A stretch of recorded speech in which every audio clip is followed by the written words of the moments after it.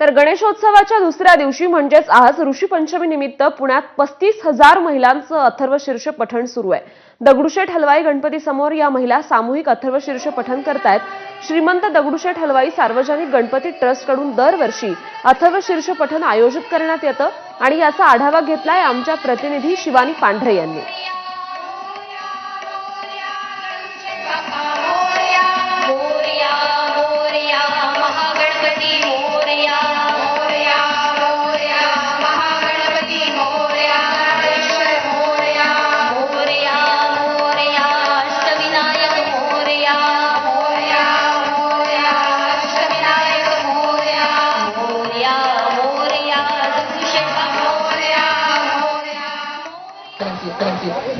ऋषीपंचमी आणि त्याप्रमाणे आज श्रीमंत दगडूशेठ गणपती मंदिराच्या समोर सगळ्या महिलांचा जो जल्लोष दिसतोय तो अथर्वशीर्ष पठणासाठीचा आहे आणि सकाळी 6 वाजता अथर्व पठणाला सुरुवात झाली। या अथर्वशीर्ष पठणाच्या कार्यक्रमासाठी उपस्थित होते आहे आणि बघितलं सगळ्या महिलांच्या जो आहे गणरायाचा जल्लोष पाहायला मिळत आहे। वाजेपासून आल्या होत्या आम्ही पावणे 3 वाजता आलोय। कसं वाटतंय हे सगळं? छान वाटतंय, आम्हाला छान वाटतंय। दरवर्षी येतो आम्ही, दरवर्षी येत होतो आम्ही।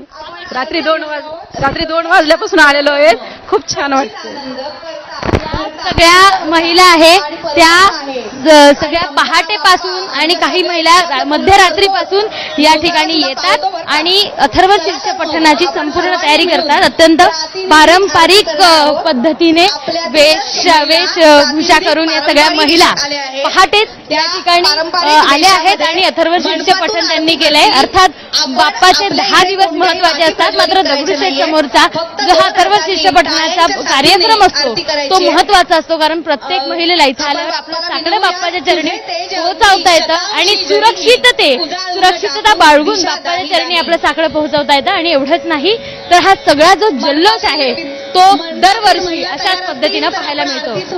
कॅमेरामन विजय राऊत सह शिवानी पांढरे, एबीपी माझा, पुणे।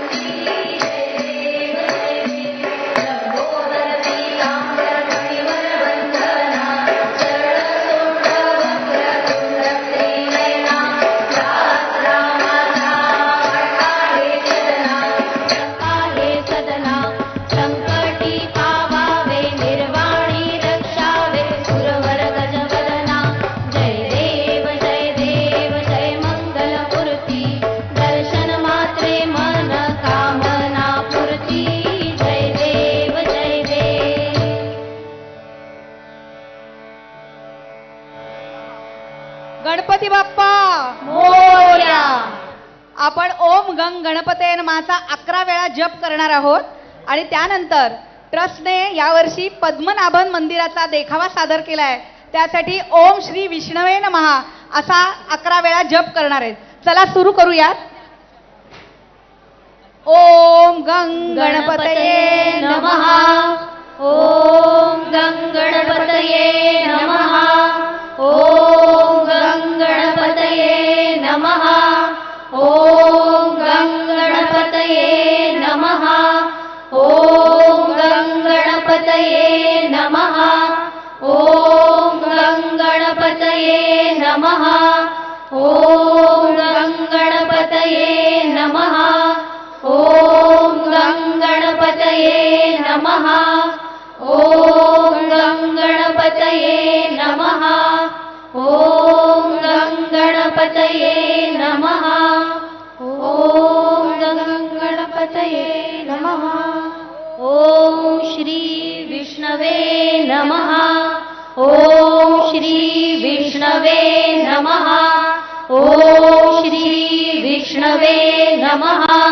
ॐ श्री विष्णवे नमः ॐ श्री विष्णवे नमः ॐ श्री विष्णवे नमः ॐ श्री विष्णवे नमः ॐ श्री विष्णवे नमः ॐ श्री विष्णवे नमः ॐ श्री विष्णवे नमः ॐ श्री विष्णवे नमः.